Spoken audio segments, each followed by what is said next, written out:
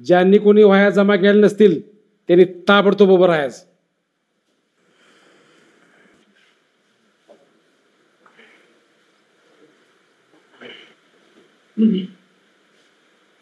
तुला परत बघतो.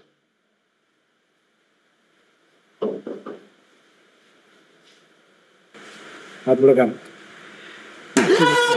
नको हात पुढे कर.